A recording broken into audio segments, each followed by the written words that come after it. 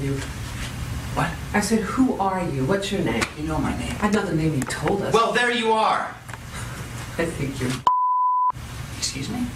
Your name, Sawyer, your suit, your watch, the whole package. I know what it is to put on a show. I think you're putting on a show. You want to know about me? What? I was born in Pittsburgh. Father died when I was 2. Mother died when I was 5. Moved to Buffalo. Lived with my aunt and my uncle. She sat around on her fat ass all day long while he ran scams.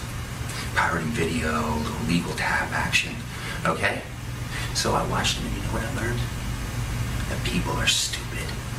Everybody thinks they can get something for nothing. Went to Salt Lake City. Now there's a party town. Spent 6 years building fake ATMs and putting them in malls. Cleared 80 grand before I finally got busted. By then I'm like 24 years old. I met this girl. That didn't really work out. 30, Miami. Me and 3 other guys, we run a really good one. We're repping the Swiss bank, right? You're gonna love this.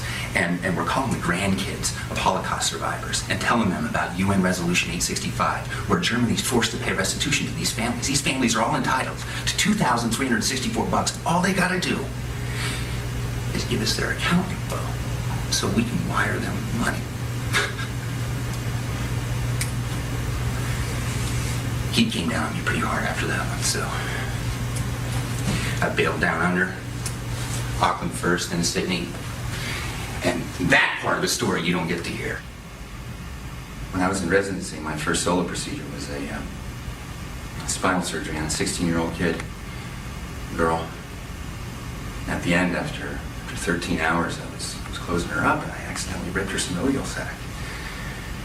You know what that is? It's right at the base of the spine. It's where all the nerves come together. Membrane is thinnest tissue. And ripped open. Nerves are spilling out like angel hair pasta or spinal fluids flowing out, and I just froze. Because I knew if I didn't get those nerves back in that sac and sew it up, the last 13 hours were for nothing. She'd be paralyzed. And I had about a minute. And all the assistants are looking at me. I could feel their eyes on me. And the fear was just so crazy, so real.